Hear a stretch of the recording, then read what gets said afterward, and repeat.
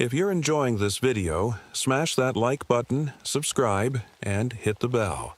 Share it with your friends and let me know in the comments where you're watching from. Every like and subscribe helps the channel grow. My name is Malcolm Reynolds, and I've seen things that would make your blood run cold. I'm the ranger at Desolation Pass, a place that lives up to its name in more ways than one. It's a lonely job, but that's how I like it. After what I've been through, the quiet of the forest is a blessing, most of the time.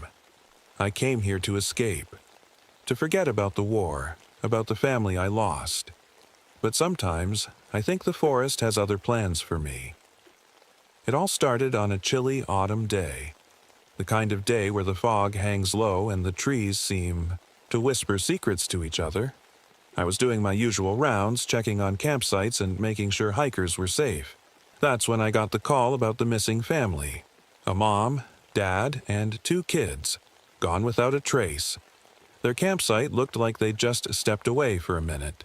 Food still warm on the fire, sleeping bags neatly laid out. But something felt off. The air was too still, too quiet. Even the birds weren't singing. As I looked around, I saw something that made my skin crawl. Tracks in the mud, but not like any animal I'd ever seen. They looked almost like deer prints, but bigger, and walking on 2 legs. My gut told me this was just the beginning of something much worse. I radioed for backup and started searching. That's when I found it, a little stuffed bear, probably belonging to one of the kids. But it was covered in this black goo I couldn't identify. As I picked it up, I swear I felt it move in my hand. The temperature dropped suddenly, like someone had opened a freezer door, and then I heard it, a scream that didn't sound quite human. It echoed through the trees, making me jump. For a second, I was back in Vietnam, surrounded by danger I couldn't see. I shook off the memory and kept moving, but I couldn't shake the feeling that something was watching me from the shadows. Something hungry. Something that had been waiting a long time for someone like me to come along. Little did I know that the forest had already begun to whisper my name. The next day, more search teams arrived. We spread out through the forest, calling for the missing family. Their names were the Millers, Tom and Sarah, with their kids Emma and Jake. Normal folks who just wanted a weekend camping trip. Now they were gone. I led my team deeper into the woods, following those strange tracks. The other rangers thought I was crazy when I pointed them out. "Those are just deer tracks, Reynolds," said Davis, my partner for the search. "You're seeing things," but I knew better. I'd tracked animals all my life. These weren't normal. They were too deep, like whatever made them was carrying something heavy. And they walked in a straight line, not the random pattern animals usually make. As we hiked further in, the forest got quieter. The trees grew thicker, blocking out the sun. The air felt heavy, like right before a storm. My watch stopped working, and our radios picked up nothing but static and weird noises that sounded almost like words played backward. "Anyone else feel like we're being watched?" Davis asked, his voice shaky. I nodded. The feeling had been growing stronger all day. Eyes on my back. Something following us, always just out of sight. We found a creek where the tracks disappeared. The water was running clear except for one spot where it turned black, like oil. I dipped my finger in it and immediately regretted it. It was ice, cold and sticky, and it took me scrubbing with dirt to get it off. Our search dogs wouldn't cross the creek. They whined and pulled at their leashes, trying to go back the way we came.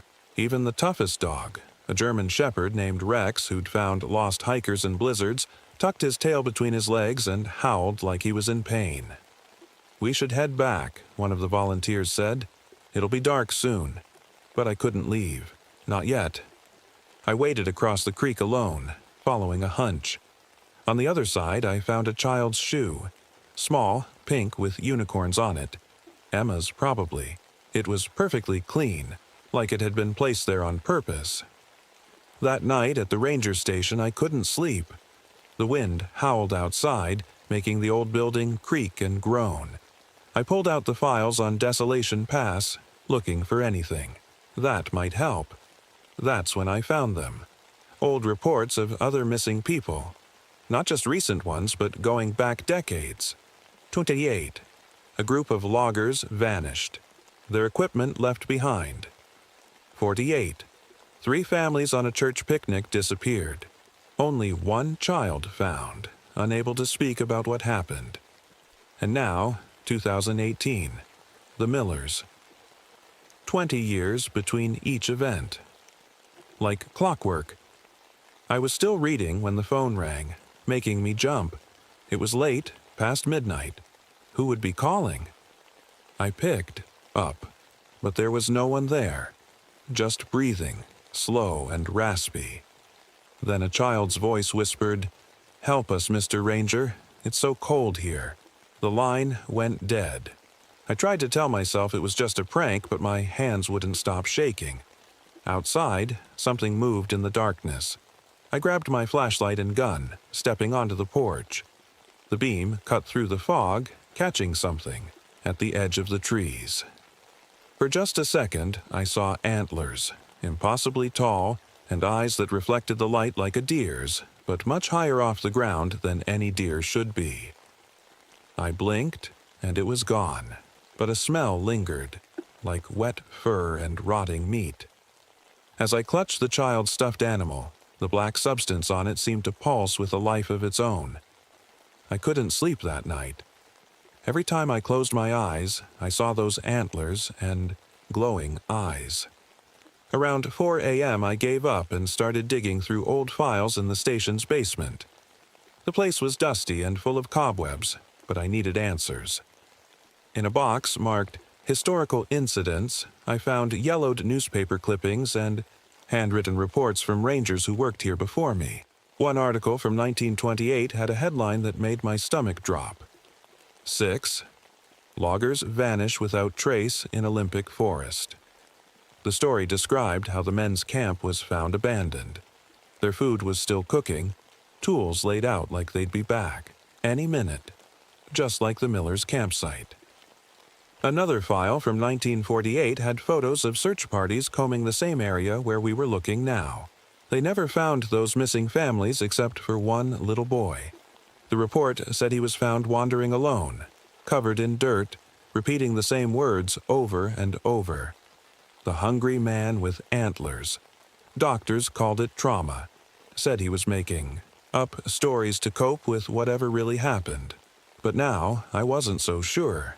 The strangest thing was a journal from a ranger named Thomas Blackwood who worked here in the 1940s. His last entry gave me chills. It comes every 20 years when the moon aligns just right. The natives called it Wendigo, a spirit of hunger that was once a man. It feeds not just on flesh but on fear and pain. I've tracked it to the old mines. If I don't return, burn this place to the ground before 1968. But nobody burned anything. And now it was 1968. I was still reading when Davis showed up early for the day's search. "You look terrible," he said, pouring coffee. "Did you sleep at all?" I showed him what I'd found. He laughed it off. "Seriously, Reynolds? Ghost stories. We've got real people missing." "Then explain the 20-year pattern," I said, spreading the articles on the table. "Explain the same details every time. The abandoned campsites, the strange tracks." Davis shook his head. "Coincidence? Or maybe a copycat who read about the old cases." I didn't push it. Instead, I asked, "Did you hear anything strange last night? Like a phone call or voices?" Something flashed across his face. Fear, maybe, but he covered it quickly. "No," he said too quickly. "Nothing." The search that day was larger. 20 people now, including local hunters who knew these woods well. We split into teams, and I made sure Davis stayed with me. I wanted to watch him. As we hiked deeper into the forest, the weather turned bad. Fog rolled in thick, and the temperature dropped so fast our breath clouded in front of us. It was like stepping into a freezer. "This isn't natural," I muttered. Davis didn't answer. He'd been quiet all morning, staring into the trees like he was looking for something. or waiting for something. We found more tracks, and this time, others saw them too. One of the hunters, an old man named Jim, crouched down to look at them. "Never seen anything like this," he said. "Almost like a deer, but the weight distribution is all wrong. Whatever made these was walking on 2 legs." "Could be a bear," someone suggested. Jim shook his head. "Bears don't walk this straight. And look at the depth. This thing is heavy but moves like it's light. Not natural." As we followed the tracks, we found something else. Claw marks on trees, 8 feet off the ground. Deep gouges in the bark that looked fresh. The group got nervous. People started jumping at every sound. The forest felt wrong. Too quiet, then filled with whispers that seemed to come from everywhere and nowhere. Our compasses stopped working. They just spun in circles, never settling on north. Watches stopped too, even the battery-powered ones. Then we found the cave. It wasn't on any of our maps. The entrance was partly hidden by fallen trees, but the tracks led right to it. Fresh claw marks surrounded the opening, and that black substance dripped from the ceiling like tar. Nobody wanted to go in. I couldn't blame them. "We should get more people," Davis said. "Come back with proper equipment." But something caught my eye, just inside the entrance. A camera. I recognized it from the description of the miller's belongings. I picked it up carefully. It was one of those instant cameras that prints photos right away. Several pictures were already developed, tucked into the case. They showed the family smiling, hiking, setting up their tent. The last photo made my blood freeze. It showed all 4 of them sitting around their campfire smiling at the camera. But behind them, half hidden in the trees, was a tall, thin shape with antlers. In the grainy photo, its eyes reflected the flash, 2 pinpoints of light where there should have been only darkness. I showed it to Davis. His face went white. That's not possible," he whispered, but I could see in his eyes that he'd seen it before. Maybe in dreams, maybe in the woods last night. The newspaper dates stared back at him. 1928, 1948, 1968. A 20-year cycle that had just reached its peak. The photo changed everything. People started talking all at once, some wanting to leave, others insisting we explore the cave. I tried to keep everyone calm, but fear was spreading fast. "We need to call for backup," I said. "Get more equipment, maybe some experts." But our radios were still dead. Nothing but static and those weird, backward-sounding whispers. That's when Davis snapped. He grabbed the camera from my hands and threw it against a tree. It shattered, pieces scattering everywhere. "This isn't happening," he yelled. "It's just a trick of the light, or a fake. It has to be." I'd never seen him like this. His eyes were wild, darting around like he expected something to jump out at us. The others backed away, looking at him, like he might be dangerous. "Davis," I said slowly, "what did you see last night?" He shook his head, tears in his eyes. "Nothing. I didn't see anything. I didn't hear anything. I didn't." A scream cut through the air, high and inhuman. It seemed to come from everywhere at once. Birds exploded from the trees, fleeing in all directions. Everyone froze. In the silence that followed, we could hear something moving in the underbrush. Something big. "Get behind me," I said, drawing my gun. I knew it probably wouldn't do much good, but it made me feel better. The thing that stepped out of the shadows wasn't like anything I'd ever seen. It was tall, maybe 9 feet, and impossibly thin. Its skin was stretched tight over bones, patchy fur hanging off it in clumps. The head was worst of all. A deer skull with antlers, but the antlers were wrong. They twisted and branched in ways that hurt to look at, and its eyes. God, its eyes. They glowed amber, leaving trails of light as it moved.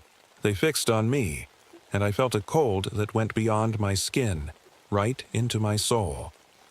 For a long moment, nobody moved. Then Davis let out a strangled sound and ran.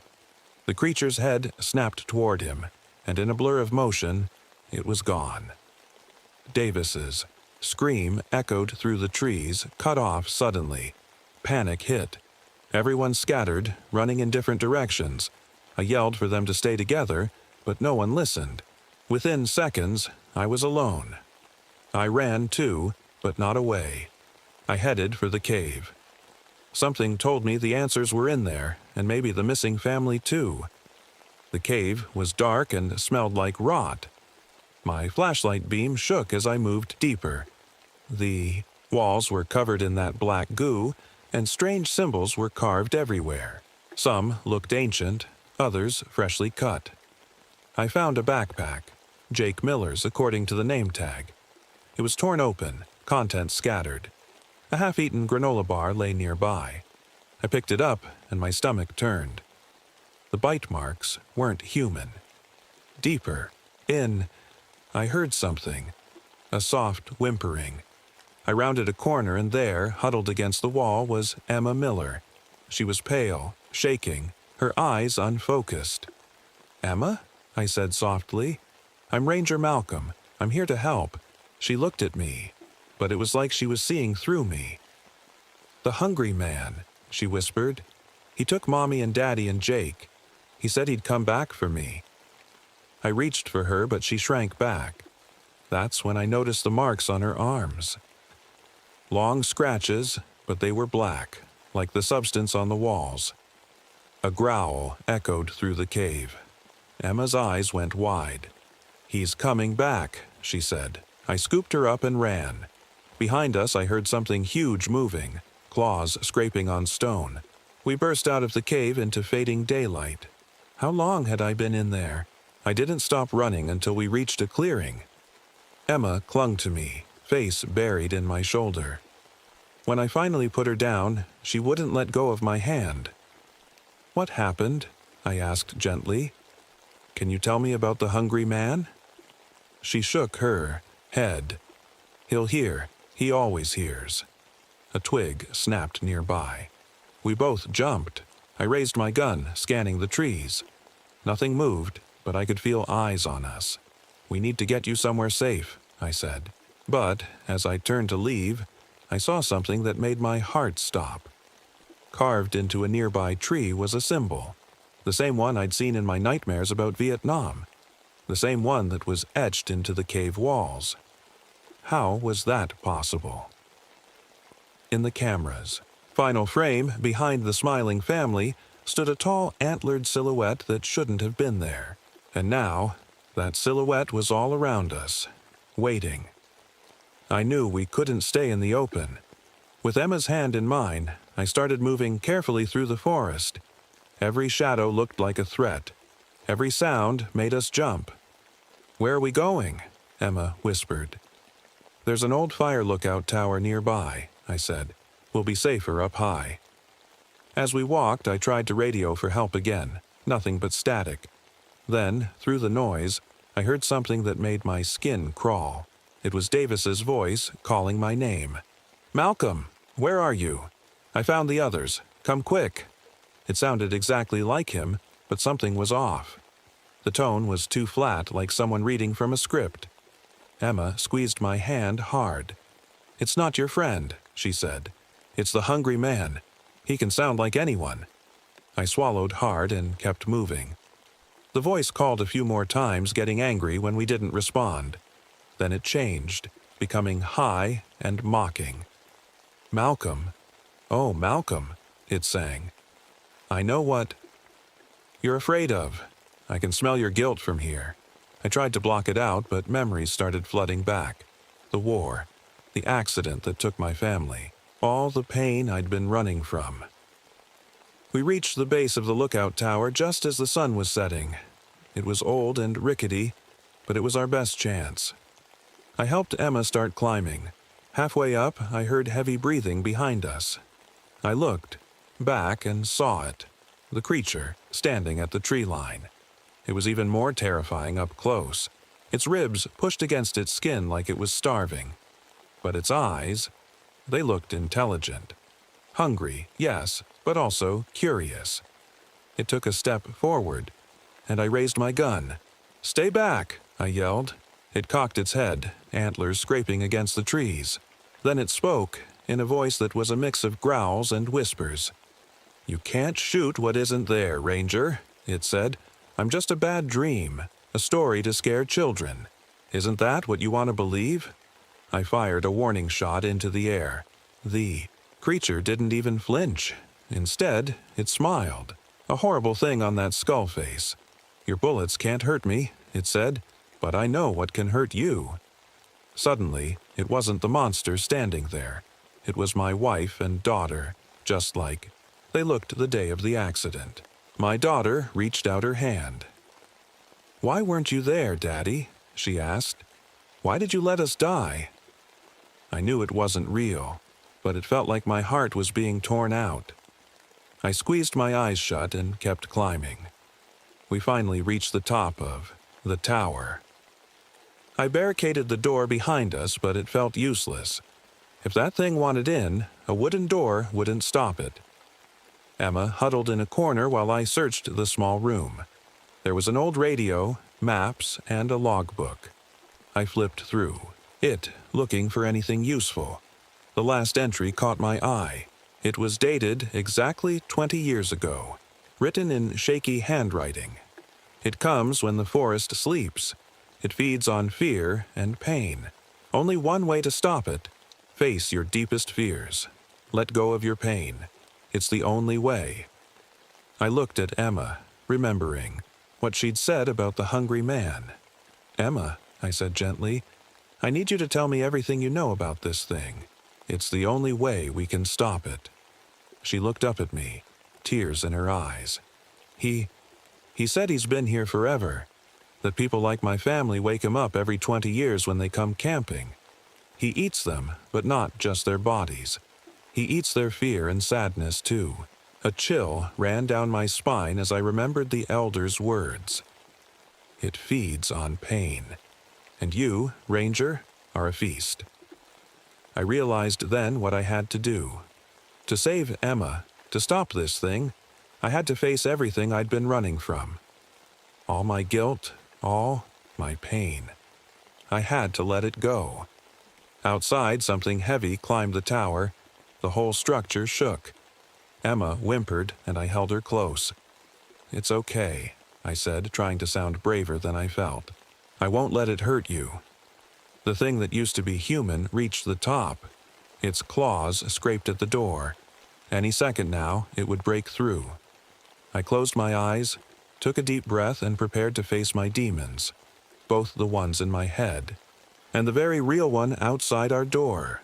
The tower shook as the creature climbed higher. Wood splintered as its claws dug into the walls. I knew we had minutes, maybe seconds. "Emma," I said, "I need you to hide under that desk. Don't come out no matter what you hear. Understand?" She nodded, eyes wide with fear, and crawled under the old metal desk in the corner. I gave her my flashlight. "Keep this on," I told her. "The light might help." The scratching at the door got louder. Pieces of wood began to crack and fall away. I stood in the center of the room, gun in hand, though I knew it wouldn't do much good. Then I remembered something. In the old logbook, there was a mention of symbols that could slow the creature down. I grabbed a piece of chalk from the desk drawer and quickly drew the symbols on the floor around me, the same ones I'd seen in the cave and in my nightmares. Just as I finished, the door exploded inward. The creature filled the doorway, its antlers scraping the ceiling. It smelled like death and rot. Those glowing eyes fixed on me, and I felt my worst memories trying to surface. "I know why you're here," I said, my voice steadier than I expected. "You feed on pain, on guilt, on fear." It made a sound like laughter. "Smart Ranger," it hissed. "Smarter than the others, but still just food." It stepped forward but stopped at the edge of my chalk circle. The symbols seemed to bother it. "You've been doing this for a long time," I said, "taking people every 20 years, feeding on their fear before you feed on their flesh. Fear makes the meat sweeter," it said, running a long black tongue over teeth that looked too sharp, too numerous. And your fear is the sweetest I've smelled in decades. So much guilt, so much pain. You're a feast walking on two legs. It was right. Ever since Vietnam, ever since losing my family, I'd been drowning in guilt, blaming myself, punishing myself by hiding away in these woods. The creature leaned closer, still not crossing the symbols. I can bring them back, you know, it whispered. Your wife, your little girl. I can let you see them again. The air shimmered, and suddenly they were there. My wife, Sarah, and my daughter Lily, just as beautiful as I remembered. Lily reached, for me. Daddy, she said, why did you leave us? Why didn't you come home sooner? My heart felt like it was being torn apart. I wanted to reach for her to hold her one more time. It's not real, I whispered to myself. It's not them. The creature snarled, frustrated. The images of my family flickered. You can't resist forever, it said. Everyone breaks eventually. It was right about that, too. I couldn't fight it forever, but maybe I didn't have to. You feed on pain, I said slowly. But what happens if there's no pain to feed on? For the first time, the creature looked uncertain. I closed my eyes and did the hardest thing I've ever done. I let go. I let myself remember Sarah and Lily. Not with guilt and grief, but with love. I remembered the good times, Lily's laugh, Sarah's smile, the life we had together. It wasn't my fault, I said out loud. The accident wasn't my fault. Being in Vietnam wasn't my fault. I did the best I could. The creature shrieked, a sound so terrible it made the windows shatter. It lunged at me, crossing the symbols, but something was happening to it. It seemed weaker, less solid. Your pain, it howled. Give me your pain. It's gone, I said. I'm letting it go. I wasn't completely free of guilt. That would take more than one moment of clarity. But I'd started the process. I'd taken the first step. The creature thrashed around the room, knocking over furniture, tearing at the walls. It was getting desperate. Then it spotted Emma under the desk. If I can't have your pain, it growled, I'll take hers. It lunged for the desk. I didn't think. I just moved. I threw myself between the creature and Emma and felt those claws tear into my shoulder. The pain was incredible, like fire under my skin. I fell to the floor, blood soaking my shirt. The creature loomed over me, ready to finish me off. But then something strange happened. Where its claws had cut me, the wound glowed with a soft blue light. The creature backed away, confused. It looked at its own claws, which were smoking slightly. What did you do? It hissed. I didn't know, but somehow my moment of letting go, of acceptance, had changed something. The creature wasn't just feeding on pain, it needed it to survive. Outside, the first rays of dawn broke through the trees. Light streamed through the windows, catching the creature's form. It shrieked again, backing toward the door. This isn't over, Ranger, it said. I'll be waiting, in the dark places, in your nightmares. It leaped from the tower, moving faster than anything that size should be able to move. Within seconds, it had vanished into the forest. Emma crawled out from under the desk and helped me sit up. My shoulder hurt, but the bleeding had slowed. Is it gone? She asked. For now, I said. But I don't think it's gone for good. We made our way down the tower as the sun rose higher. The forest felt different in the daylight, less threatening, more like a normal forest should be. Birds were singing again. As we walked back toward the ranger station, I thought about what had happened. The creature, the Wendigo, as the old stories called it, fed on pain and fear. It had been doing so for generations, maybe centuries, and I had a feeling it would be back in another 20 years, looking for more food. But for now, we were safe. Emma was safe. And for the first time in years, I felt like maybe I could be too. The elder's words echoed in my mind. It feeds on pain. And you, Ranger, are a feast. Not anymore, I thought. not anymore. We reached the ranger station by mid-morning. My shoulder throbbed with each step, but I kept going. Emma stayed close to me, jumping at every sound. The station looked empty when we arrived. I called out, hoping some of the search team had made it back, but no one answered. "Wait here," I told Emma, setting her on the couch with a blanket. I found the first aid kit and cleaned my wound as best I could. The cuts were deep, but that strange blue glow was gone. Now they just looked like normal claw marks, if anything about this situation could be called normal. I tried the phone. Dead. The radio, too. We were still cut off. "Are my mom and dad really gone?" Emma asked in a small voice. I sat beside her, not sure what to say. I couldn't lie to her, but I couldn't crush her hope either. "I don't know," I said finally. "But I promise I'll do everything I can to find them." She nodded, eyes heavy with exhaustion. Soon she was asleep, curled up tight like she was trying to make herself as small as possible. While she slept, I searched the station. In a locked cabinet, I found something interesting. A leather pouch with Native American designs. Inside were herbs, small carved stones, and a folded piece of paper with instructions written in faded ink. It was a protection ritual, designed specifically against the Wendigo. The previous ranger must have gotten it from someone who knew the old ways. According to the instructions, the Wendigo could be weakened during a special lunar alignment that happened only once every 20 years. The alignment was happening tonight. I couldn't kill it. The notes were clear about that. The Wendigo was a spirit as much as a physical creature, but I could trap it, bind it for another 20 years until the next cycle.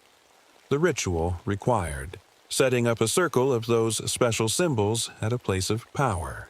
The fire lookout tower would work. It was built on what used to be a sacred site according to the notes. I would need to draw the creature there, trap it inside the circle, and perform the binding ritual before midnight. There was just one problem. The ritual required a sacrifice. Not a human sacrifice, thankfully, but a sacrifice of pain. My pain. I would need to face my deepest fears, my worst memories, and offer them up willingly. It was exactly what the creature wanted, but on my terms, not its terms. A noise outside made me freeze. Something was on the porch. I grabbed my gun and moved to the window, careful not to wake Emma. Through the glass, I saw Davis. He was standing perfectly still, staring at the door. His clothes were torn and dirty, and his eyes were wrong. They had that same amber glow as the Wendigo's. He wasn't Davis anymore. The creature was using him, wearing him like a suit. "I know you're in there, Malcolm," he called, his voice a horrible mix of Davis and the creature. "Let me in. We need to talk." I stayed silent, gun trained on the door. "The girl belongs to me," he continued. "Her family, too. They're part of the cycle. You know how this works, Malcolm. Don't fight it." Emma stirred on the couch. I motioned for her to stay quiet. "I can smell your blood," Davis said, sniffing the air. "You're marked now. Part of me is inside you. You can't escape what's coming." He pressed his face against the window, grinning with too many teeth. "I'll be waiting at the tower tonight. Bring the girl, or I'll come find her myself." Then he was gone, moving with that unnatural speed into the forest. Emma was fully awake now, trembling. "That wasn't your friend," she whispered. "No," I agreed. "It wasn't." I knew what I had to do. The creature wanted me to bring Emma to the tower. It was expecting a feast of fear, but I would go alone, and I would bring something else entirely. I spent the rest of the day preparing. I mixed the herbs from the pouch with water to make a paste, which I used to draw the symbols on pieces of cloth. I found silver bullets in the same cabinet. Not standard issue for rangers, but my predecessor had been prepared. As evening approached, I checked on Emma one last time. I'd found a working radio in an emergency kit and made contact with the state police. They were sending help, but the roads were bad. It would be hours before they arrived. "I have to go," I told her. "I have to stop this thing before it hurts anyone else." Don't leave me, she begged, clinging to my arm. I knelt down to her level. I have to, but I've locked all the doors and windows. Stay inside, keep the lights on, and don't open the door for anyone but me or the police. Understand? She nodded, tears in her eyes. I gave her my watch, the one that still worked. When the big hand reaches 12, help will be here, I promise. As I walked back to the tower, the forest grew darker and colder. The trees seemed to lean in, watching me. I felt eyes on my back, but when I turned, nothing was there. The tower loomed ahead, a dark silhouette against the night sky. The moon was rising, almost full. The alignment was beginning. At the base of the tower, I found the first sign that something was wrong. The ground was covered in that black substance, bubbling slightly like it was alive. And hanging from the lowest platform was a body. It was Davis, the real Davis this time. His eyes were open, staring at nothing. His body was twisted in ways that shouldn't be possible, limbs bent at unnatural angles. "I'm sorry," I whispered to my friend. As I climbed the tower, I heard whispers all around me. Voices that sounded like my wife, my daughter, my friends from the war, all asking why I let them die, why I survived when they didn't. I kept climbing, focusing on each step, the ritual, the symbols, the plan. At the top, the creature was waiting, not in Davis's form anymore, but in its true form. The skull-headed monster with antlers that seemed to scrape the sky. "You came alone," it said, sounding pleased. "No child to hide behind." "This is between you and me," I said. It always was.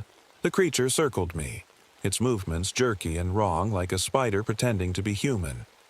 "Your pain smells different now," it said, confused. Changed. I began drawing the symbols on the floor with the herb paste, trying to complete the circle. Around us both. "What are you doing?" it demanded, suddenly suspicious. "Giving you what you want," I said. "My pain, my fear, all of it." The creature hesitated, caught between hunger and caution. I finished the circle and stood in the center, facing the monster. The moon was directly overhead now, its light streaming through the broken roof. "But on my terms," I added. "Not yours." I began the ritual, speaking the words from the paper. They weren't in English, and I probably pronounced them wrong, but I felt power in them anyway.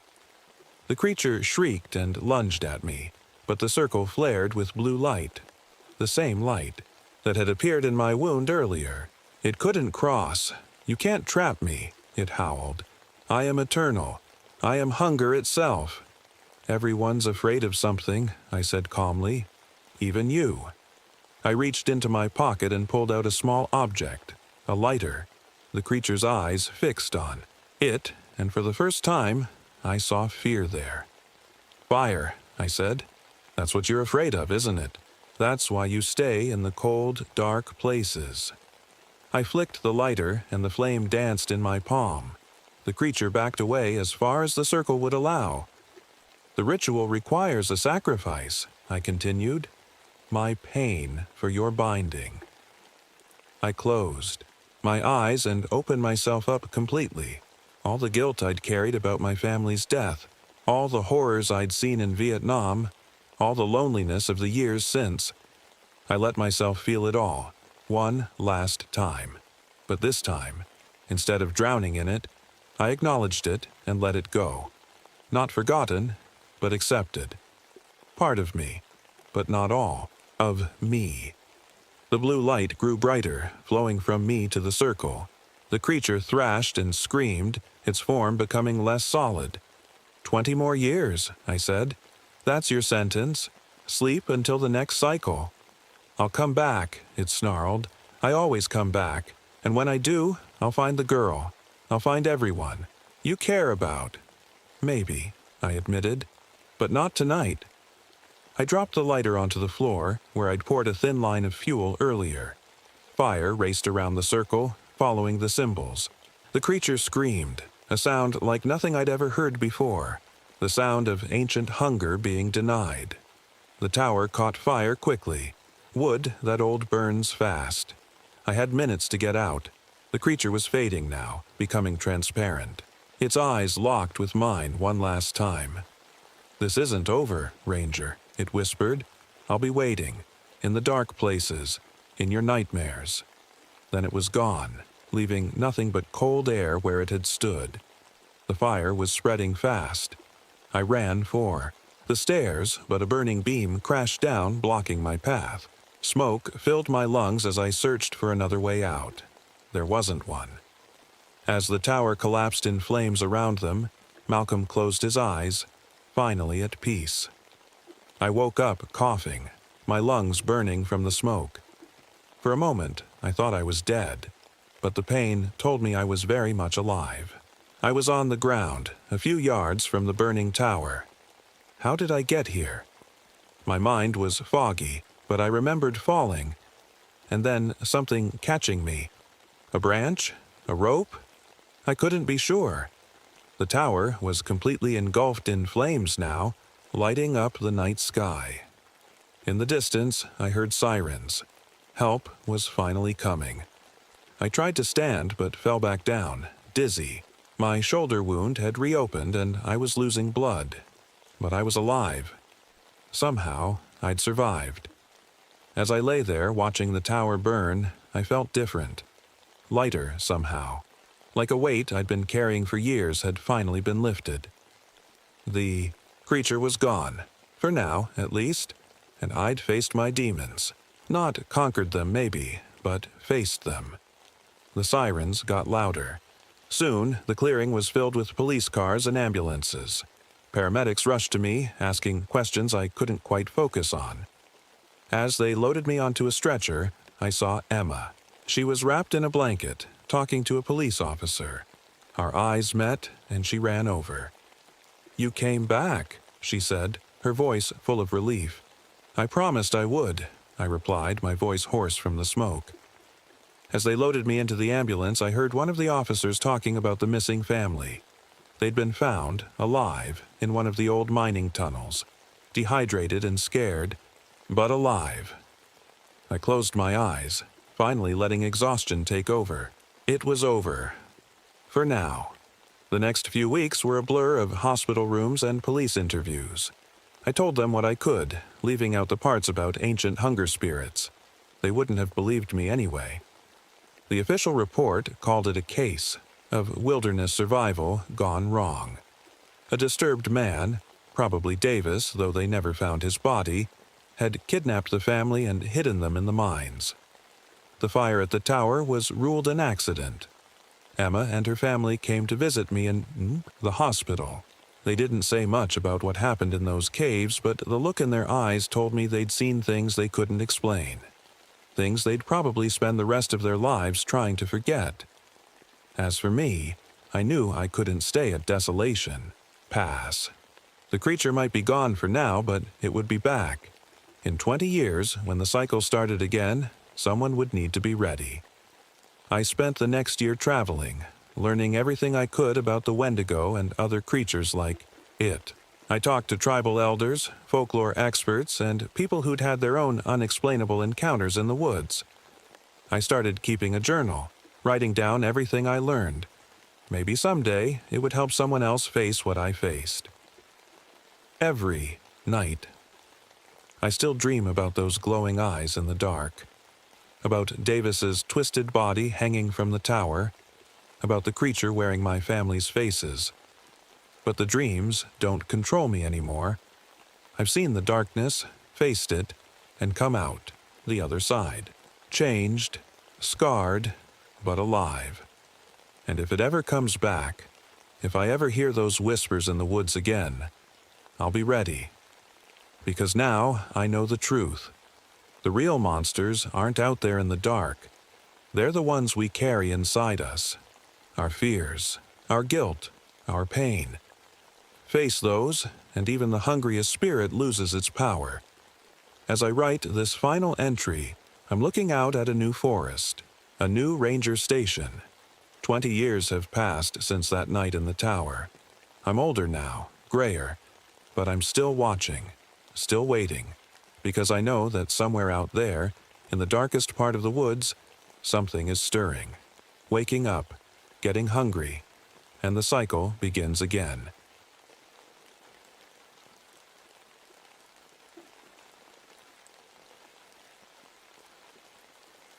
My name is Thomas Wilcox, and I've been a ranger at Whispering Pines National Forest for 15 years now.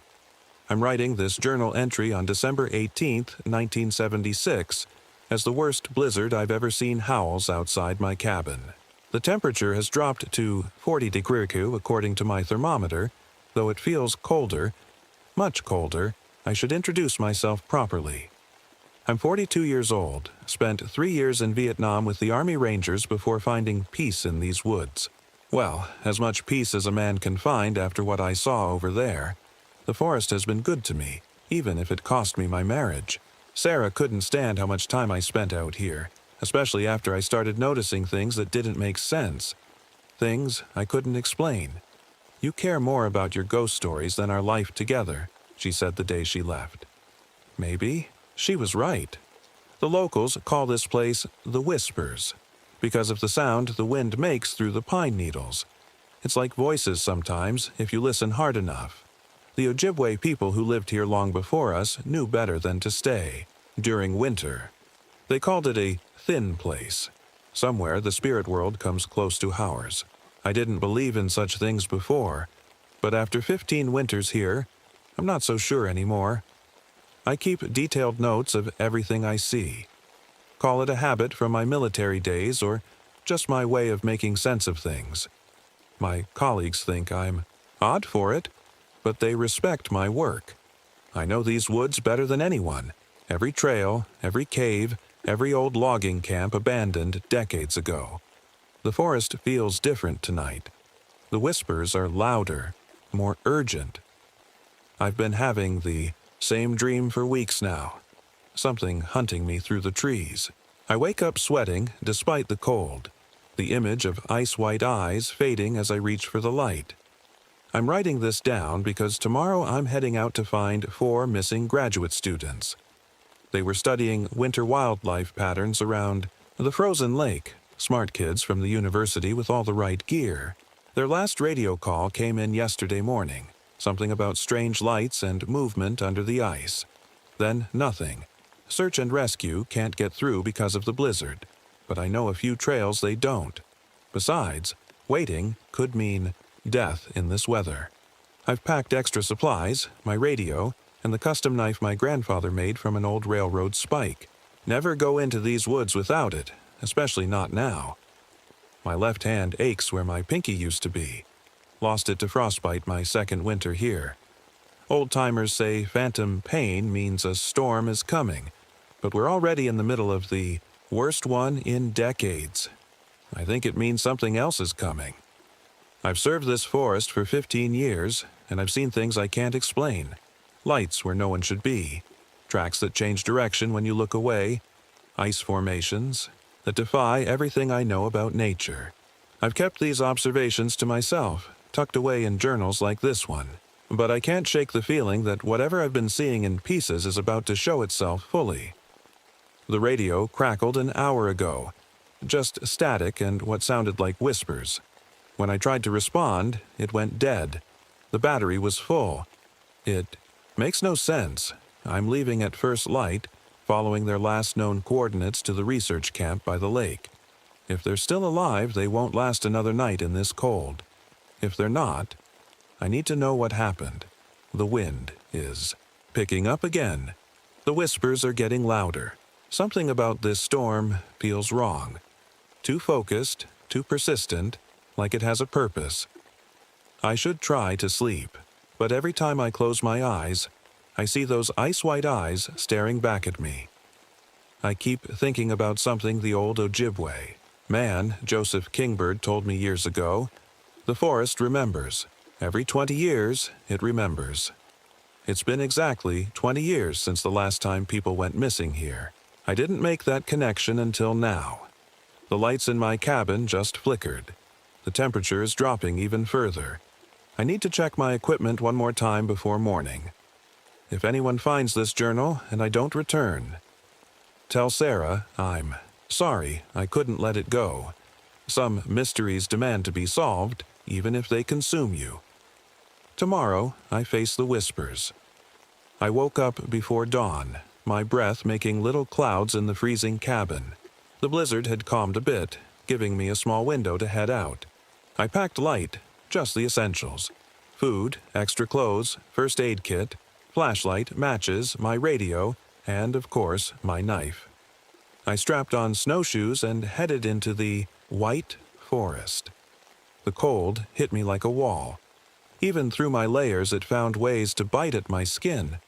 The forest was eerily quiet, the snow dampening all sound except for the constant whisper of the pines. I've walked these trails 1,000 times, but today they felt different, like the trees were watching me. It took me 3 hours to reach the students' research camp by the frozen lake. What I found made my stomach drop. Their tent was still standing, but something was wrong. The entrance flap was wide open, letting snow pile inside. No one would leave it like that in this weather. Their equipment was scattered everywhere. Notebooks, sample containers, cameras. No signs of a struggle, just abandonment. Like they all got up and walked away in the middle of whatever they were doing. I called out their names: Michael, Jennifer, David, and Samantha. My voice seemed small in the vast whiteness. No answer came back. That's when I noticed the ice formations. They were growing up from the ground around the camp, twisted spirals that looked like frozen fingers reaching for the sky. I've seen a lot of ice formations in my years here, but never anything like this. They seemed to defy gravity, and when I touched one, it was colder than the surrounding ice. Much colder. Inside the tent, I found their research notes. Most were normal. Wildlife tracking data, temperature readings, lake ice thickness measurements. But the last few pages were different. They contained drawings of something tall and thin with branching arms like tree limbs. In the margins, someone had written, "It watches from the ice over and over." My radio crackled to life suddenly, making me jump. Through the static, I heard a woman's voice. "Under the ice. Please. It's so cold." Then nothing. I tried calling back, but only got static. Outside the tent, I found a trail in the snow, droplets of frozen blood leading toward the lake. I followed them, my hand resting on my knife handle. The trail ended at the edge of the frozen lake, where a perfect circle had been cut in the ice. The hole was about 3 feet across, the ice around it at least 3 feet thick. The edges were smooth, like it had been cut with a laser, not an ice saw. The hole had refrozen with clear, perfect ice, different from the cloudy white ice covering the rest of the lake. I knelt down and wiped away some snow. Looking through, the clear patch was like looking through a window. Deep below, I thought I saw something move. A shadow, quick and deliberate. The wind picked up again, and the whispers in the pines grew louder. For a second, they almost sounded like words. 20 years. 20 years. I needed to know more before going further. In my pack was a copy of old Forest Service reports I'd collected over the years. I found a sheltered spot against a large pine and pulled them out. There it was. Winter of 1956. 4 hikers disappeared near this same lake. And before that, winter of 1936, 3 loggers vanished without a trace. Both times during harsh blizzards. Both times, search parties found nothing but strange ice formations and circular holes in the lake. The sun was already getting low. Winter days are short up here. I needed to set up camp and figure out my next move. As I walked back to the students' tent, I noticed something that made my blood run cold. My own footprints in the snow, the ones I had made walking to the lake, had changed. They now pointed in a different direction, leading into the dense forest instead of back to the camp. I looked around, suddenly feeling watched. The whispers seemed to laugh at me. I hurried back to the tent and secured everything. As I was gathering, wood for a fire, I found something half buried in the snow. A small, perfect ice sculpture of a rabbit. It was incredibly detailed, down to the individual hairs, and, when I looked closer, what appeared to be tiny, frozen organs visible inside the clear ice. It wasn't carved. Somehow, it was a real rabbit, perfectly preserved in ice. Night was falling fast. I got a fire going outside the tent and tried the radio again. This time, I heard a man's voice. One of the students, I thought. The ice. It's alive. It takes your shape before it takes you. Then the radio went dead in my hands. Not just silent, completely dead. The batteries had frozen solid and cracked inside. As darkness fell completely, the temperature dropped even further. The fire sputtered against the cold. I could see my breath even inside the tent. Something told me I wasn't alone in these woods anymore.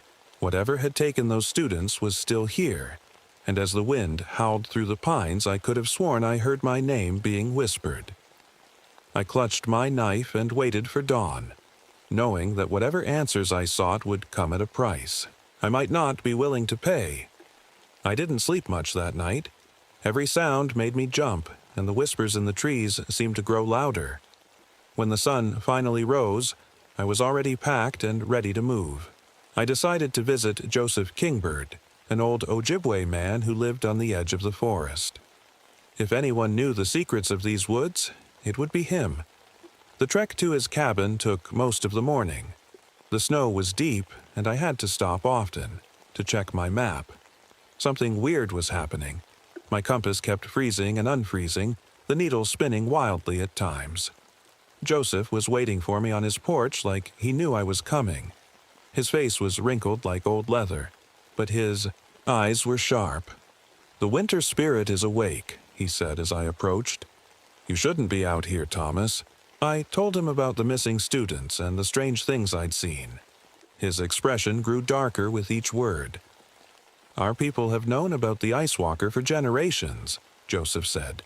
"Some call it Wendigo, but it's older than that name. It sleeps for 20 years, then wakes hungry."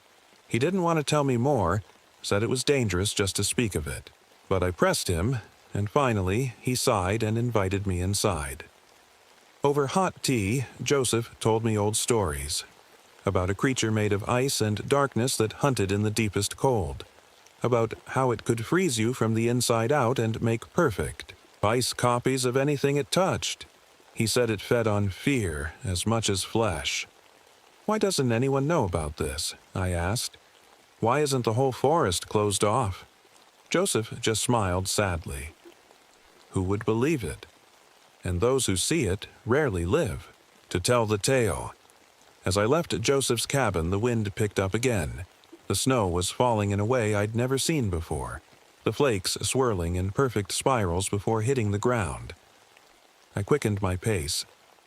Halfway back to my camp, I heard voices on the wind. At first, I thought it was just the trees whispering. Again, but then I recognized them. The missing students, calling for help. I spun around, trying to pinpoint the sound, but it seemed to come from everywhere at once. Then, I saw the first ice sculpture, a perfect squirrel, frozen in mid-leap between two trees. It was so detailed I could see its tiny claws and even its eyes, wide with fear. As I walked, I found more. A fox, an owl, even a wolf. All made of the same clear, perfect ice. All with that same look of terror. My radio suddenly crackled to life in my pocket. I nearly dropped it in surprise. Through bursts of static, I heard fragments of conversations. But they weren't live. They were from days ago, the students talking about their research. Somehow, the radio was picking up echoes of the past. The temperature was dropping fast as night approached. I needed to get back to camp. But as I walked, I noticed something that made my heart race. My footprints in the snow were changing again. Every time I looked back, they seemed to point in a different direction. I started to run, the icy air, burning my lungs. That's when I saw it. Just for a second. A tall, thin shape moving between the trees. It was there and gone so fast I couldn't be sure, but the image burned itself into my mind. A figure made of translucent ice, with dark swirls moving inside it like smoke. I burst into the clearing where I'd set up camp, panting and shaking. But something was wrong. The tent was gone. In its place was a perfect ice sculpture of a tent, every detail preserved. My supplies, my notes, all frozen solid inside. As the last light faded from the sky, I heard a sound that made my blood run cold. It was like ice cracking on a lake, but deeper, almost like laughter. The trees around me groaned as frost crawled up their trunks at impossible speed. I ran. I ran harder than I ever had in my life, heading for the one place I thought I might find answers. The caves near the lake where I'd once seen strange carvings on the walls. As I ran, the whispers in the trees grew to a roar. They weren't just whispers anymore. They were screams. My lungs burned as I ran through the forest. The cold air felt like knives in my chest. I could hear something moving behind me, but I didn't dare look back. The caves were close now, just a little further. I burst into the cave entrance, my flashlight beam dancing wildly on the walls. As I caught my breath, I saw them, the carvings I remembered from years ago. They covered the walls, telling a story in pictures. I saw figures dancing around a fire, a tall ice creature, and what looked like a ritual with strange symbols. Suddenly, my radio sparked to life again. This time, I heard a voice I recognized. My old partner, Marcus. Thomas? Thomas, are you there? I've been trying to reach you. I'm at the lake. Something's wrong here. Really wrong.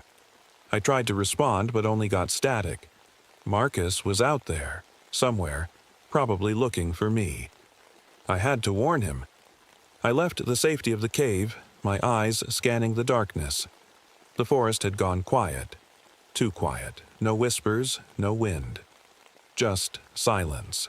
As I neared the lake, I saw a figure standing at the edge. Relief washed over me. It was Marcus. But as I got closer, I realized something was off. He was too still, like a statue. "Marcus," I called out. He turned slowly. In the moonlight, I saw his face. It was covered in frost, his eyes glazed over like frozen marbles. "It's so cold, Thomas," he said, his voice sounding far away. "It showed me things. Terrible things." Before I could react, Marcus lunged at me. His hands were like ice as they grabbed my jacket. I stumbled backward, shocked at his strength. We struggled at the edge of the lake, and that's when I saw it. Rising from a hole in the ice was the creature. It was just like in my dreams. Tall, thin, made of translucent ice with darkness swirling inside. Where its eyes should be, there were only jagged cracks. As it moved, I heard that sound again. Ice cracking, but deeper, almost like bones breaking. The air around us instantly became colder. I could see my breath freezing in front of my face. Marcus's eyes rolled back, frost spreading across his skin. "I'm sorry," he whispered. Then he attacked again. I didn't want to hurt my friend, but I had no choice. We fought at the edge of the lake, the ice creature watching us with those empty crack eyes. I managed to push Marcus away, but he slipped on the ice and fell. There was a sickening crack as his head hit the frozen surface. I rushed to help him, but it was too late. As I watched in horror, frost spread rapidly over Marcus's body. In seconds, he was completely encased in ice. Then, like a glass shattering, his frozen form cracked and broke into 1,000 pieces. I looked up. The ice creature was gone, but all around the lake, more holes were opening in the ice. From each one I could see faces pressed against the underside, dozens of them perfectly preserved. Men, women, children. Some looked decades old. All wore expressions of terror. My hands shaking, I grabbed my radio and tried to call for help. But instead of my voice, I heard the voices of the missing students coming from the speaker. "It's in the ice," one of them said. "It's always been in the ice." "We're still alive," another voice cried. "Please, help us." I stumbled back from the lake, my mind reeling. This thing, whatever it was, had been taking people for years, decades, and somehow they were still alive down there. As I turned to run, I saw something that made me freeze. All around me, perfect ice sculptures were forming. But these weren't animals. They were people. Me. Dozens of ice copies of myself, each in a different pose, each wearing an expression of pure fear. I ran. I ran until my legs gave out and I collapsed in the snow. As I lay there, gasping for breath, I saw a light in the distance. My cabin. I had run in a complete circle. I dragged myself inside and bolted the door. My hands were shaking so badly I could barely write, but I had to get it all down. Everything I'd seen. Everything I'd learned. Outside, the wind picked up again. The whispers returned, but now I could understand them. They were saying my name, over and over. I know now that I can't escape. The Ice Walker is out there, and it's hunting me. But I have one advantage. I've seen the cave drawings. I think I know how to stop it. Tomorrow, I go back to the lake. I'll set a trap. It's almost the winter solstice, the longest, coldest night of the year. If the legends are true, that's when the creature will be at its strongest. But it's also when it can be defeated. I don't know if I'll survive this, but I have to try. For Marcus, for the missing students, for everyone trapped in the ice. The whispers are getting louder. I think it's coming. If anyone finds this journal, tell them the truth. Tell them about the thing that lives in Whispering Pines, and whatever you do, don't go near the lake in winter. I woke up as the first light of dawn crept through my cabin windows. My body ached all over, and my mind kept replaying the horrible scene with Marcus. I knew what I had to do, but I was scared. Really scared. The cave drawings showed a ritual, a way to trap the Ice Walker. I spent the morning going through my notes, trying to make sense of it all. The symbols, the fire circle, the blood offering. It was all there in my sketches from years ago. I just never understood what they meant until now. According to the drawings, the creature could be trapped using fire and special symbols drawn in a circle. The ritual had to be performed at the center of the frozen lake during the winter solstice. Tonight. I checked my calendar. December 21st, the longest night of the year. I gathered everything I would need. Fuel that would burn even in extreme cold. I mixed gasoline with other chemicals I had for emergency use. Chalk to draw the symbols on the ice. Flares, my knife, food and water. And, most importantly, my grandfather's railroad spike knife. Something told me I'd need it before the night was over. As I packed, I kept glancing out the window. The forest seemed to be watching me. The snow had stopped falling, but the cold was worse than ever. My thermometer read 45 degrees. Nothing should be able to move in that kind of cold. Nothing natural, anyway. I set out at noon, wanting plenty of time to prepare. The forest was silent as I made my way to the lake. No birds, no animals. Even the whispers in the trees had stopped. It was like the whole forest was holding its breath. When I reached the lake, I saw that all the holes in the ice had frozen over again. The surface was smooth and perfect, like glass. I could see shapes moving deep below, but I tried not to look too closely. I knew who was down there. I walked to the center of the lake, my snowshoes crunching on the hard surface. According to the cave drawings, this was where the ritual had to happen. This was where the barrier between worlds was thinnest. I worked quickly, scraping away snow to reveal the ice beneath. Then I used chalk to draw the symbols from the cave. Strange, swirling patterns that seemed to hurt my eyes if I looked at them too long. Around this, I poured my special fuel in a perfect circle about 20 feet across. As the sun began to set, I saw something that made my heart skip. Footprints in the snow, appearing from nowhere. They circled around me, getting closer with each loop. But there was nobody there making them. just empty air. The temperature dropped even further as darkness fell. The stars came out, bright and cold in the black sky. I stood in the center of my circle, waiting. The solstice had begun. For hours, nothing happened.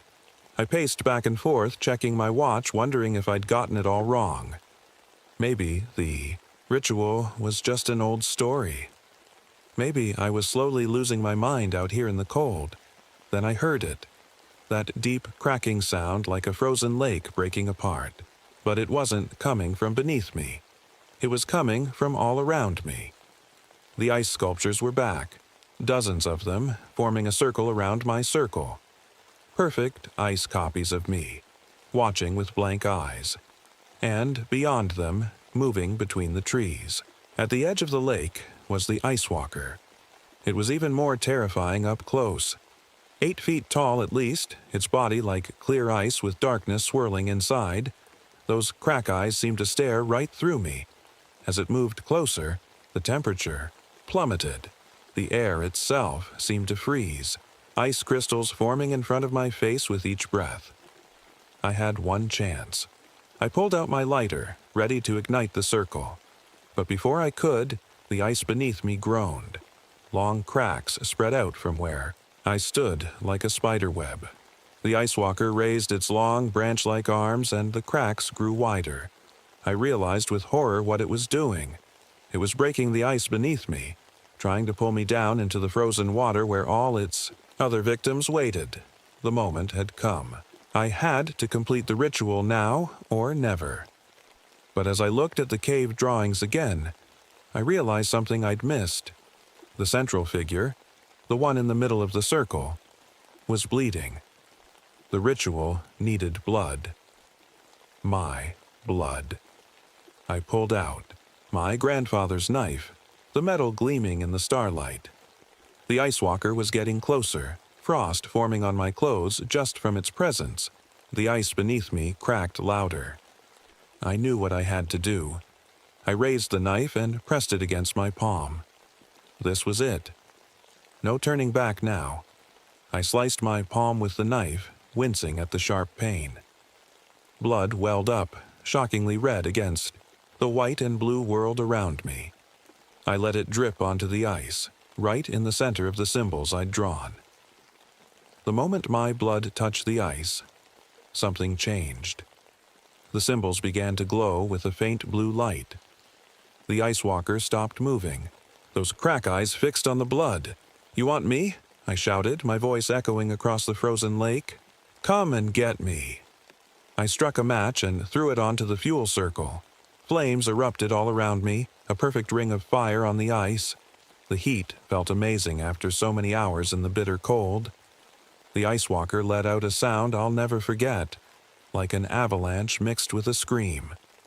It rushed toward me, moving faster than anything that size should be able to move. The ice sculptures shattered as it passed through them, sending shards flying everywhere. I stood my ground in the center of the fire circle. The creature reached the flames and stopped, unable to cross. It paced back and forth like a caged animal, those branch-like arms reaching toward me. "It's over," I said, though my voice was shaking. "You can't have any more victims." The ice walker tilted its head, almost like it was curious.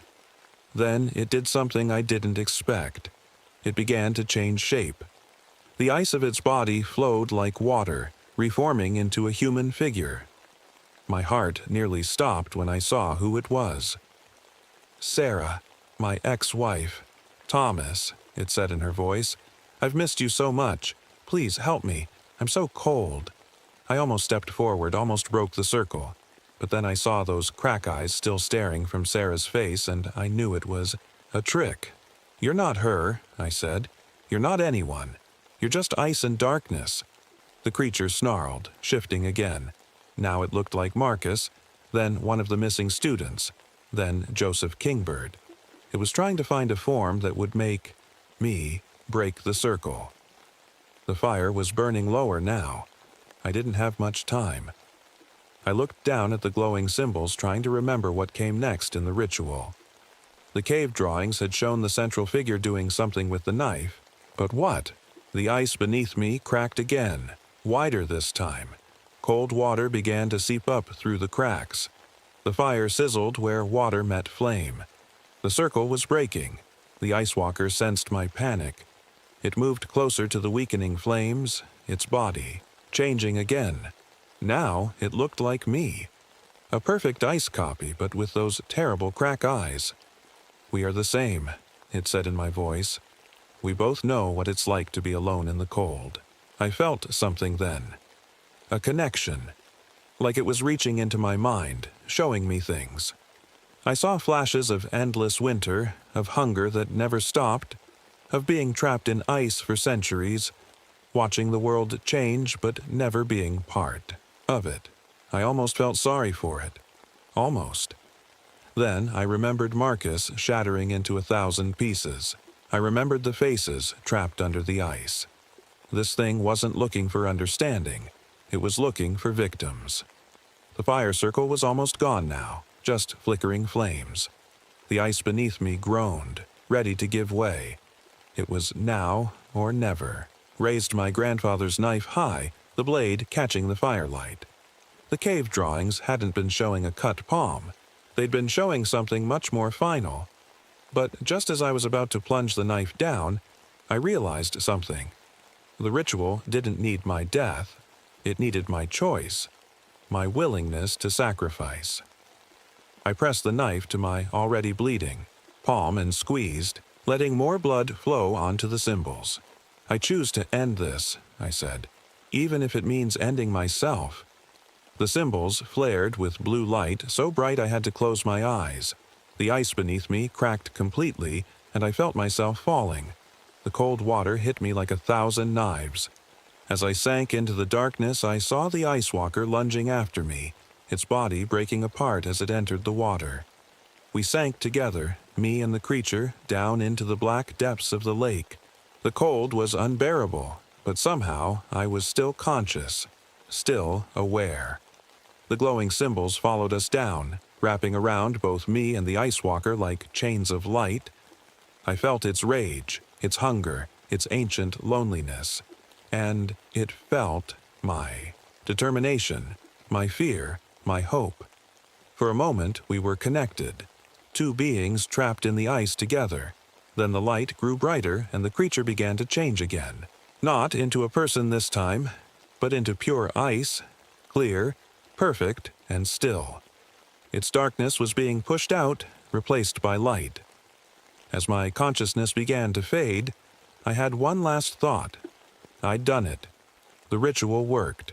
The ice walker was being bound again, trapped in the depths where it couldn't hurt anyone else.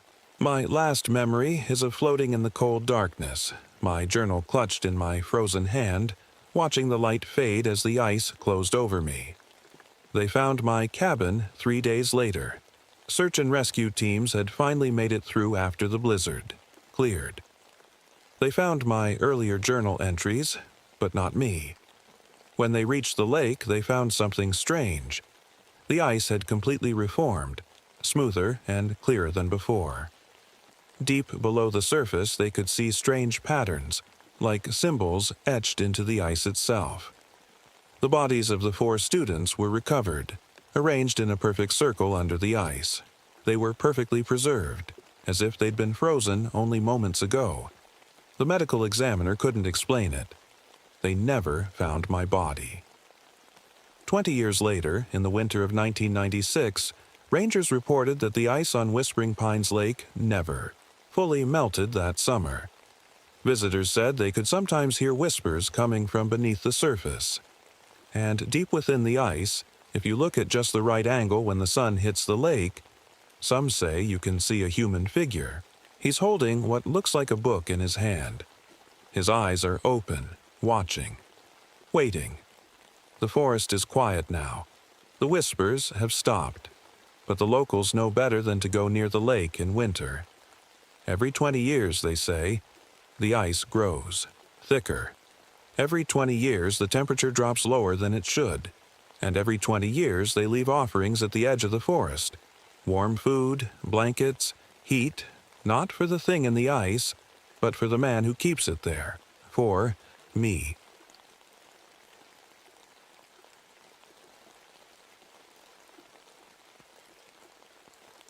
My name is Eleanor Matheson, but everyone calls me Ellie. I've been a forest ranger for 12 years now, and I'm the first woman to be head ranger in this district. It's not always easy being the only woman in charge, but I've worked hard to get here. I'm 35 years old, and I know these mountains better than anyone. Before becoming head ranger, I worked in search and rescue. I've pulled lost hikers, injured climbers, and scared kids out of these woods more times than I can count. But these mountains took something from me too. When I was 16, my little brother went missing right here in the Cascade Mountain Wilderness. We never found him, not even a trace. That's why I became a ranger.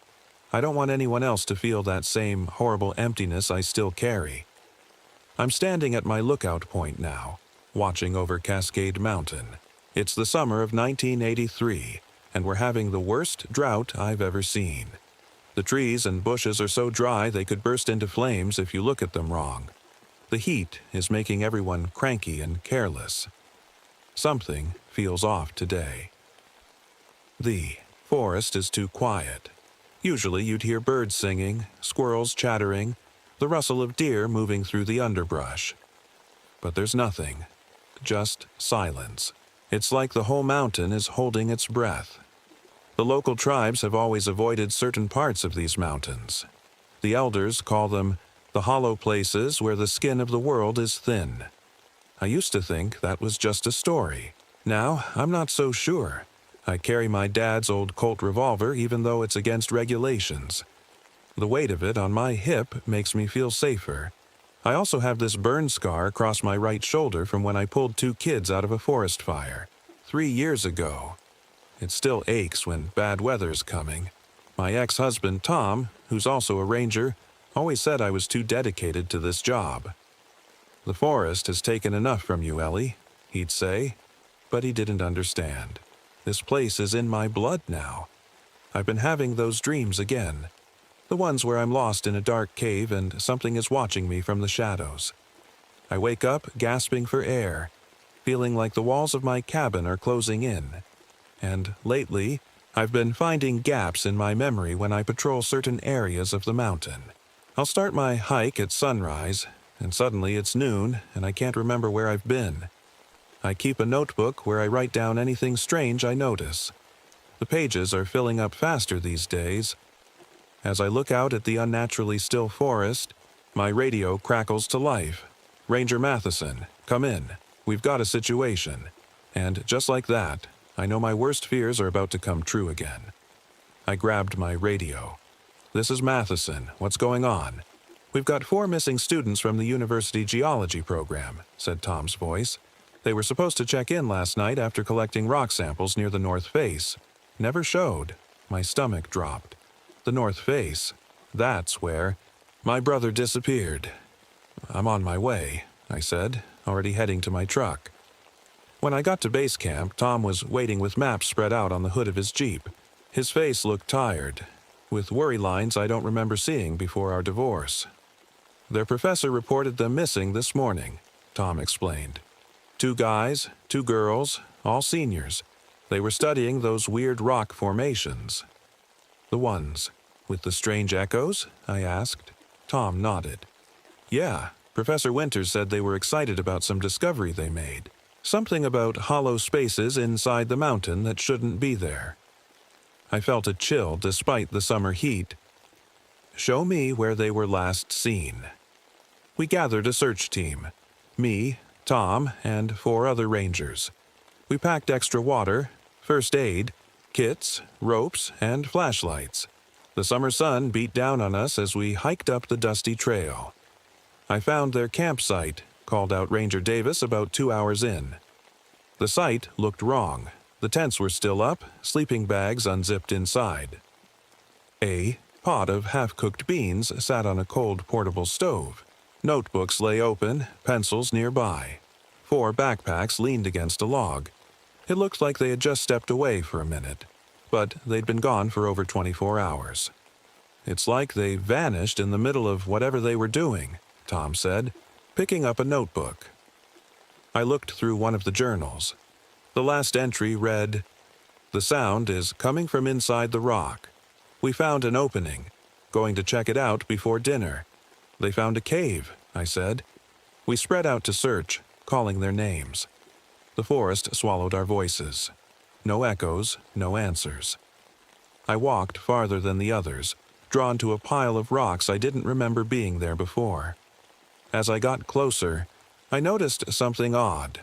A cool breeze coming from between the rocks. In this heat, that didn't make sense. I moved closer and saw that some rocks had been recently shifted. Behind them was a dark opening, just big enough for a person to squeeze through. "I found something," I shouted.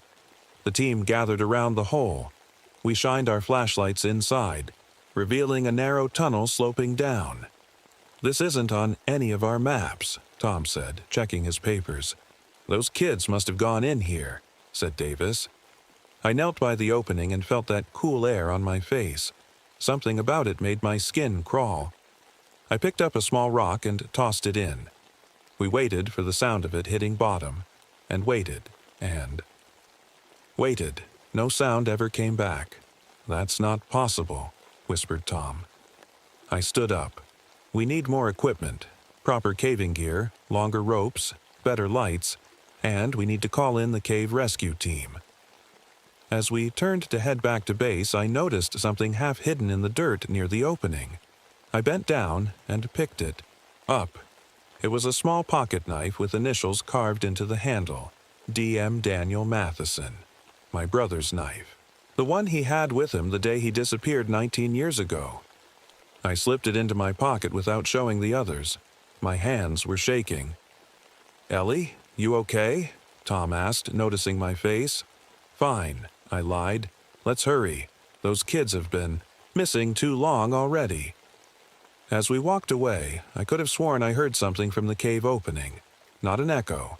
Not a voice exactly. More like the sound of something breathing. We hiked back to base camp as fast as we could. The whole time I couldn't stop thinking about my brother's knife. How did it get there after all these years? At camp, we told the others what we found. Professor Winters, the geology teacher, looked both excited and scared. "A new cave system? That's incredible," he said. Then his face fell. "But my students, we have to find them." While we waited for the cave rescue team, I pulled Tom aside. "There's something I need to tell you," I said. I showed him the knife. His eyes went wide. "Is that?" I nodded. It was right by the cave entrance. "Tom, what if this is connected to what happened to Daniel?" He put a hand on my shoulder. "Ellie, don't get your hopes up. It's been almost 20 years." But I could see the worry in his eyes, too. As night fell, strange things started happening. The air got colder, way colder than it should be in summer. Weird shadows seemed to move at the edge of our camp. And the silence. It was like the whole mountain was holding its breath. We tried calling the missing students on their radios again. This time, we heard something. Not voices, but a sort of humming? It made my teeth hurt. Professor Winters perked up. "That sound. It's like what the students described in their notes. They said it was coming from inside the rocks." Just then, one of our team members, Jake, came running into camp. He looked pale and scared. "You gotta see this," he said. We followed him to a clearing nearby. What we saw made my blood run cold. There were footprints in the dirt, but they weren't normal footprints. They were deeper than they should be, like whatever made them was really heavy, and they didn't look quite human. "Those weren't here an hour ago," Jake said. "I swear." We followed the tracks. They led right to the base of a cliff and just stopped. Like whatever made them walked right into the rock. Tom looked at me. "Ellie, what's going on here?" I shook my head. "I don't know, but we need to find those kids fast." We went back to camp and tried to get some sleep, but all night I kept hearing things. Whispers just on the edge of hearing. The sound of rocks shifting. And once I could have sworn I saw a pale face watching me from the trees. When morning came, the cave rescue team still hadn't arrived. Our Radios weren't working right either. "We can't wait any longer," I said. "Those students have been missing for 2 days now. We have to go in." Tom nodded. "Agreed. But Ellie, be careful. Something's not right here." We gathered our gear and headed back to the cave entrance. The whole way there, I felt like we were being watched. As we approached the opening, I noticed something that made my heart skip a beat. There were new footprints around it. Those same, too deep, not quite human prints. But this time some were leading into the cave, and some were leading out. We stared at those footprints for a long time. Nobody wanted to say what we were all thinking. "Maybe it's just weird boots," Jake suggested, but his voice shook. Professor Winters knelt down to look closer. "These impressions are all wrong. The weight distribution, the shape, it's not normal." I took a deep breath. "We still have to go in. Those kids are in there." We geared up with helmets, headlamps, ropes, and extra batteries. I made sure my gun was secure on my hip, just in case. The cave entrance was tight. We had to squeeze through one by one. I went first, then Tom, then the others. The air inside was cold and damp, which made no sense in this drought. The tunnel sloped down steeply. Our headlamps cut through the darkness, showing rough walls that glistened with some kind of moisture. It didn't look like water. It was too thick, almost like sweat. "Stay close," I called back to the others. "And keep your radios on." We descended for what felt like hours. The tunnel kept branching off in different directions. I marked our path with chalk, but something strange happened. The marks I made would fade away after a few minutes like the rock was absorbing them. "Ellie," Tom whispered, pointing ahead. "Look." There was a backpack leaning against the wall. It belonged to one of the missing students. Inside, we found a notebook filled with scribbled notes. The last entry read, "The walls are moving when..." "We're not looking. Jason says it's just our imagination, but I know what I saw. And the sounds, they're getting louder, like voices, but not quite." My skin crawled. I looked at the walls around us, wondering if they had shifted since we entered. We pushed deeper into the cave. The tunnel opened into a large cavern with a ceiling so high our lights couldn't reach it. The floor was uneven, with strange rounded bumps everywhere. Jake stepped on one and jumped back. It moved! We all froze. Slowly, I directed my light to where he was pointing. It wasn't a bump in the rock. It was a hand. A human hand, but wrong somehow. The fingers too long, the skin stretched tight over the bones, and it was pulling itself out of the stone floor. "Run!" I shouted. We bolted toward the nearest tunnel, but more hands were emerging from the walls, the floor, even the ceiling. They reached for us with jerky, unnatural movements. Tom tripped and fell. One of the hands grabbed his ankle. I ran back and kicked it hard. It broke off at the wrist, but kept moving, crawling like a spider. We made it to a small side chamber and huddled together, catching our breath. Jake was crying silently. Professor Winters kept muttering equations to himself like he was trying to make sense of what we'd seen. "What were those things?" Tom asked, his voice barely a whisper. Before anyone could answer, we heard a sound from deeper in the cave. A voice, weak and raspy, calling for help. "Hello? Is someone there? Please, help me." It was a girl's voice, one of the missing students. Against my better judgment, I called back. "We're here. Keep talking so we can find you." We followed the voice to another chamber. There, huddled against the wall, was a young woman. Her clothes were torn and dirty, her face pale in the beam of our lights. "Amy?" Professor Winters rushed forward. "Amy, are you all right? Where are the others?" She looked up at us with empty eyes. "They're part of it now. Part of the mountain." I knelt beside her. "What do you mean? What happened?" "We found something," she said. "An old chamber with markings on the walls. Jason touched them and she started shaking." "And what, Amy?" I pressed. The mountain got inside him. It hollowed him out and wore him like a costume. Her voice was flat, emotionless. Then it got Megan and Chris, too. I noticed something strange about her skin. It looked too tight, like it was shrinking around her bones. And her eyes, they weren't blinking. "How did you escape?" Tom asked. Amy smiled, and that's when I knew something was very wrong. Her smile was too wide, stretching almost to her ears. "I didn't," she said, and her voice changed, becoming deeper, echoing. "None of us did." She lunged at Professor Winters with impossible speed. Her fingers had turned into long, bony spikes that pierced right through his shoulder. I pulled my gun and fired without thinking. The bullet hit Amy in the chest, but instead of blood, a fine white powder puffed out of the wound.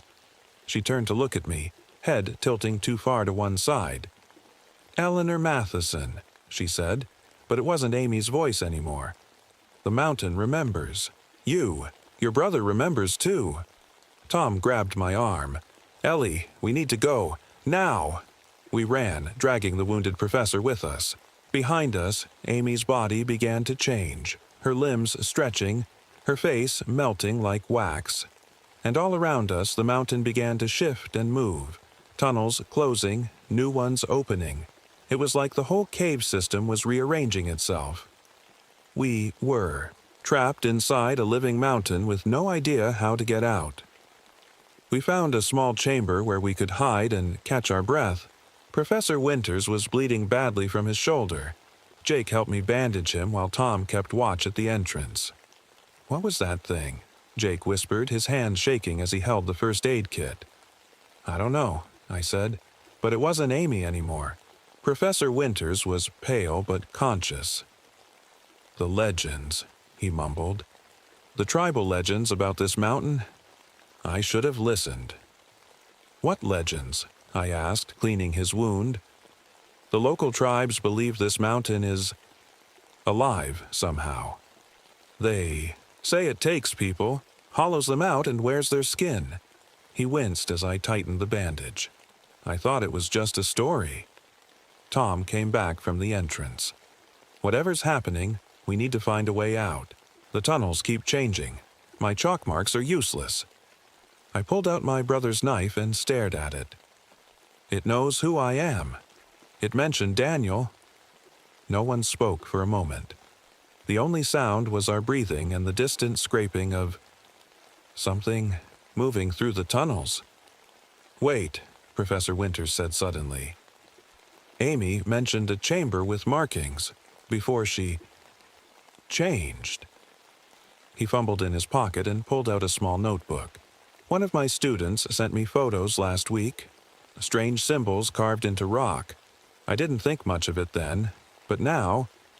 He showed us the photos. The symbols looked like stick figures with hollow middles, arranged in circles. "These might tell us something about what we're dealing with," he said. I studied the photos. "Where would this chamber be?" Professor Winters pointed deeper into the mountain. "Based on their notes, somewhere down there." Tom shook his head. "That's crazy, Ellie. We need to find a way out, not go deeper." "What if the way out is deeper?" I argued. "These tunnels keep changing. We're just going in circles up here." Jake looked terrified. "I don't want to end up like Amy." "None of us do," I said firmly. "But sitting here won't save us." After some argument, we agreed on a plan. We'd find the chamber with the symbols, hope it gave us some clue about the mountain, and look for another way out. Professor Winters was too injured to move much. "I'll stay here," he said. "You three go." I didn't like leaving him, but we had no choice. We gave him a flashlight, water, and my spare gun. "If anything that's not us comes back," I told him, "shoot it." He nodded grimly. Before we left, I remembered something from my search and rescue training. "Sound," I said. "We need something loud." "What?" Tom looked confused. In cave-ins, sometimes the vibrations from loud sounds can shift loose rock. I dug in my pack and found my emergency whistle. Maybe it works on living rock, too. Tom caught on. "The mountain doesn't like noise. That's why it's so quiet around here. We gathered everything that could make noise. Whistles, metal canteens to bang together, even Jake's portable radio that still worked somehow. As we prepared to leave, I felt a strange calm come over me. For 19 years, I'd wondered what happened to my brother. Now I might finally find out. "Let's go," I said. We moved deeper into the mountain, following Professor Winter's directions. The tunnels got narrower, the air thicker. Our lights seemed dimmer somehow, like the darkness was eating the light. We passed more of those bumps in the floor and walls, hands and faces trying to push through the rock. When they moved, we blew our whistles or made loud noises.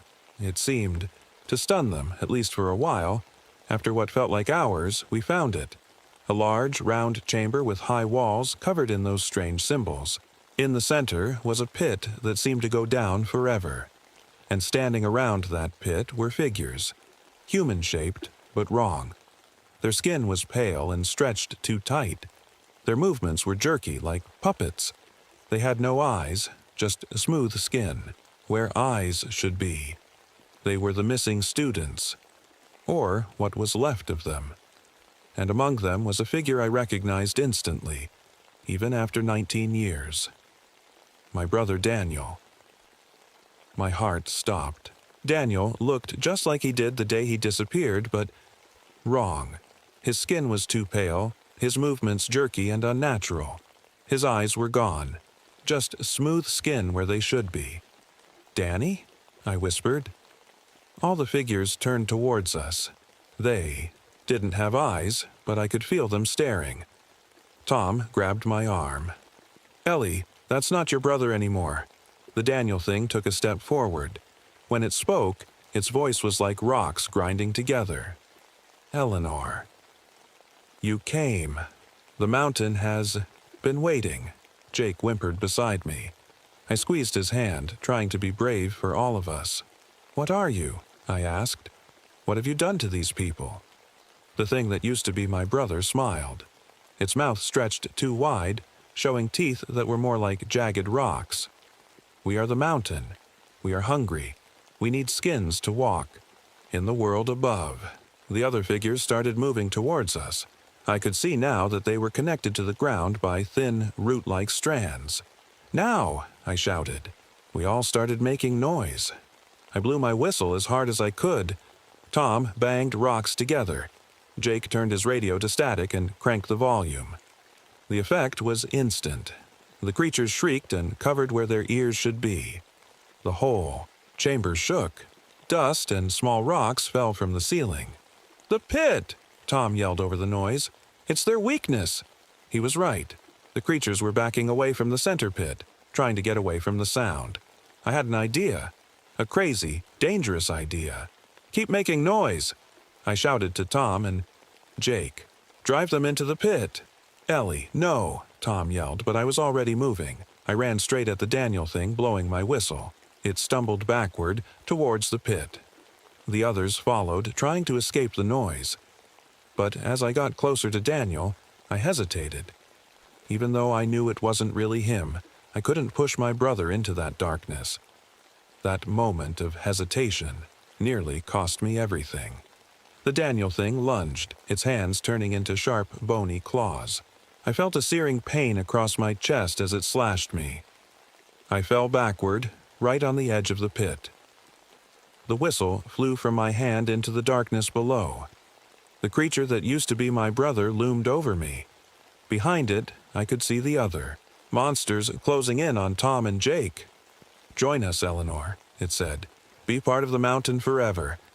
I looked into that smooth, eyeless face and made my choice.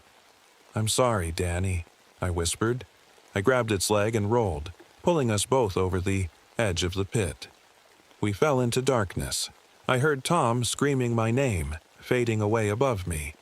The Daniel thing thrashed and clawed at me as we tumbled down. I don't know how long we fell. It felt like forever and no time at all. Then, suddenly, impact, pain, darkness. I woke up somewhere else, a hospital, I think. Everything hurt. Tom was there, holding my hand. He looked like he hadn't slept in days. "Ellie, can you hear me?" His voice sounded far away. I tried to speak, but no words came out. "You've been out for 2 weeks," Tom said. "We thought we'd lost you." Slowly, the story came out.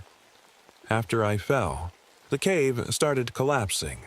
Tom and Jake barely made it out with Professor Winters. They found me 3 days later, washed up in a river miles from the mountain. No one knows how I survived the fall or got out of the cave system. The mountain has been quiet since then. No more disappearances. The entrance we found is gone, buried under tons of rock. Sometimes, late at night, I think I can still hear whispers. The mountain calling me. But then I look at the scars on my chest, 3 long lines where the Daniel thing clawed me, and I remember that whatever's down there, it's not my brother anymore.